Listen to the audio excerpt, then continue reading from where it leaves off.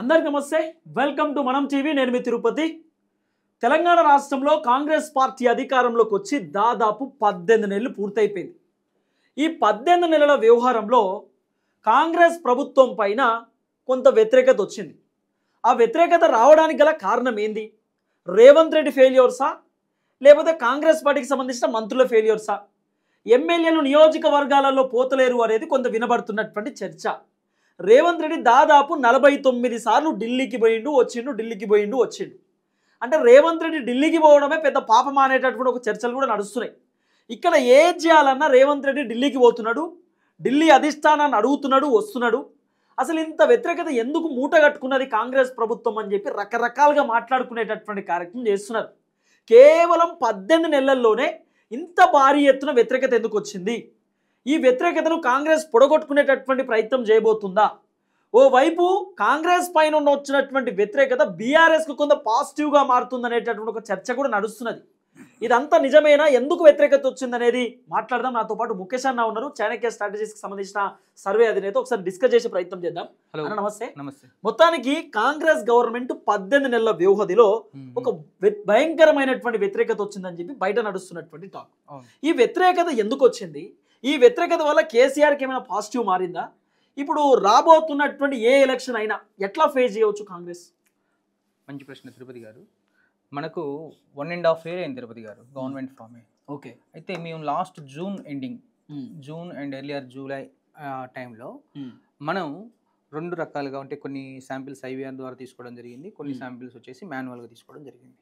All together మనం తీసుకుంది ఏంటంటే ఒక 22,000 ఒక 087 అంటే 22,000 శాంపిల్స్ దాకా మనం కలెక్ట్ చేసుకోవడం జరిగింది. అయితే ఇక్కడ మనం 2 రకాల ప్రశ్నలు మనం తీసుకోవడం జరిగింది. ఒకటి ఏంటంటే లోకల్ ఎమ్మెల్యేకి సంబంధించిన ఒక ప్రశ్న, మీ లోకల్ ఎమ్మెల్యే పనితీరు ఎలా ఉందని దాన్ని. రెండో ప్రశ్న వచ్చింది ప్రభుత్వ పాలన మీద మీ అభిప్రాయం. ఇది కామన్ క్వశ్చన్, ఇది ఓవరాల్ స్టేట్ మొత్తం కామన్ క్వశ్చన్. అయితే మీ ప్రభుత్వ పాలన ఎలా ఉంది అని అడిగినప్పుడు ఏంటంటే ఈ మనకు ఓవరాల్గా చెప్పింది ఏంటంటే ఒక 37%, అంటే అప్రాక్సిమేట్లీ మనకు 8,128 మెంబర్స్ బాగుంది అని చెప్పిన వాళ్ళు ఉన్నారు. ఎంత పర్సెంటేజ్? 37. అయితే సెకండ్ 47% అంటే 46.8 సంథింగ్ ఉంది. ఈ 47% అంటే అప్రాక్సిమేట్లీ 10,344 అంటే ఒక 10,000 మంది బాగలేదు అని చెప్పారు. ఓకే. అండ్ మిగిలిన కొంతమంది ఎవరైతే ఉన్నారో ఒక 16% ఆఫ్ ఓటర్స్, ఇందులో ఒక 3,600 ఉన్నారు, 3,615. వీళ్ళు ఏం చేశారంటే యావరేజ్ అంటే చెప్పలేం ఇప్పుడే గవర్నమెంట్ మీద ఎలా ఉందని చెప్పలేం, పర్లేదు అన్నట్టు. అలా ఓవరాల్గా చూస్తే ఏంటంటే బాగుంది అని 37 వస్తే బాగలేదు అని 47, అంటే ఎడ్జ్ ఇక్కడ 10% తేడా ఉంది. Okay, 10% variation already. ఓకే, దీనికి బాగుంది అనడానికి బాగలేదు అంటానికి. అంటే దీన్ని బట్టి మనకు అర్థమవుతుంది ఏంటంటే కొంత కాంగ్రెస్ ప్రభుత్వం యొక్క పాలన మీద ప్రజలు అసంతృప్తిగా ఉన్నారు అనేది క్లియర్ కట్ ఫ్యాక్టర్. ఓకే, ఎందుకు ఉన్నారు ఏంటి అనేది కొంచెం మనం ఫ్యాక్టర్స్ తీసుకోవడం జరిగింది. ఎందుకు అసంతృప్తి ఉంది అంటే వీళ్ళు ఏదైతే డిక్లరేషన్స్ గతంలో ఎలక్షన్స్ ముందు చేయడం జరిగిందో ఆ డిక్లరేషన్స్ అన్నీ కూడా ఇంతవరకు ఇంప్లిమెంట్ చేయడంలో అడ్మినిస్ట్రేషన్స్లో కొంచెం అవకతవకలు ఉన్నాయి. అది ఒకటి అడ్మినిస్ట్రేషన్ ఫెయిల్ అని చెప్పుకోవచ్చు. రెండోది 6 గ్యారెంటీస్ ఏవైతే ఉన్నాయో అవి ఇంప్లిమెంటేషన్స్లో బాగా ఫెయిల్ అయిపోయింది జరిగింది.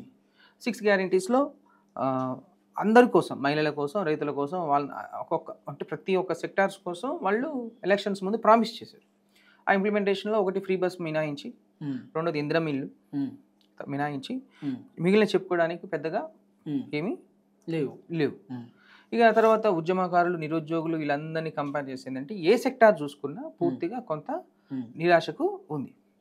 అయితే ఇంకొక మెయిన్ ఫ్యాక్టర్ ఏంటంటే అప్పుడు బీఆర్ఎస్ గవర్నమెంట్ ఉన్నప్పుడు గ్రామ పరిధిలలో అంటే విలేజెస్లో మనం అబ్జర్వ్ చేస్తే ఏదో ఒక యాక్టివిటీ, పల్లె ప్రగతో, పట్టణ ప్రగతో, హరితాహారము ఏదో ఒకటి జరుగుతూ ఉండేది. అంటే కార్యకర్తలు అందరూ కూడా యాక్టివ్గా ఉంటుండే వాళ్ళు, ఒక జాతర లాగా ఉంటుండే ఏది బీఆర్ఎస్ గవర్నమెంట్ ఫామ్లో ఉన్నప్పుడు. కానీ కాంగ్రెస్ గవర్నమెంట్ ఫామ్ అయిన తర్వాత ఏంటంటే ఆ గ్రామాల్లో ఎటువంటి యాక్టివిటీస్ లేవు. ఎప్పుడున్న యాక్టివిటీస్ ఒక రేవంత్ రెడ్డి సభ పెట్టినప్పుడు, ఏదైనా మినిస్టర్ ఇంకొకరి సభ పెట్టినప్పుడు తీసుకోపోవడానికి ఉంటుంది తప్ప గ్రామాలలో ఈ పనులు చేయాలి అనేది ఒక లేవు. ఇక సీసీ రోడ్లని అవన్నీ ఇవన్నీ ఎప్పుడైతే చిన్న చిన్న సమస్యలు ఉంటాయో అవన్నీ కామన్గా జరుగుతూ వస్తుంటాయి. ఆ గవర్నమెంట్ ఉన్నప్పుడు ఈ గవర్నమెంట్ జరుగుతుంది. కానీ కార్యకర్తలని, ఓటర్లని కనెక్ట్ చేసే విధంగా యాక్టివిటీస్ చేయడంలో కాంగ్రెస్ పార్టీ కొంచెం విఫలమైంది. రైతులని తనను అట్రాక్ట్ చేసుకోవడంలో రైతు రుణమాఫీ పేరుతోటి చేసినప్పటికీ కొంత డబ్బులు అందక విఫలమైపోయింది. ఇలా కాంగ్రెస్ పార్టీని బీఆర్ఎస్ పార్టీని ప్రజలు కంపేర్ చేసుకున్నారు.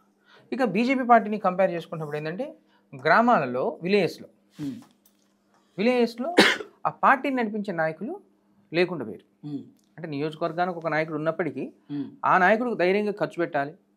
మళ్ళీ ఎందుకు గ్రామాల్లో యాక్టివిటీస్ చేయాలంటే ఖర్చు పెట్టాలి కదా, ఖర్చు పెట్టాలి. ఆ ఖర్చు పెట్టడానికి అక్కడ గ్రామాల నియోజకవర్గ స్థాయిలో ఉన్న నాయకులు ధైర్యం చేయలేకపోతున్నారు.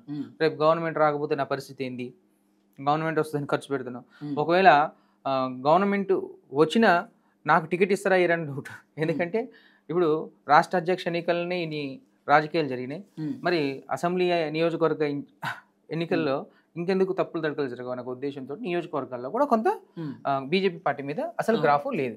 రూరల్లో బీజేపీ 0, ఏదో below deposit votes, deposits below అంటే 5,000 6,000 ఓటు, అంతే నువ్వు 30-40,000 ఓట్లు తెచ్చుకునేంత శక్తి అక్కడ రూరల్లో లేదు.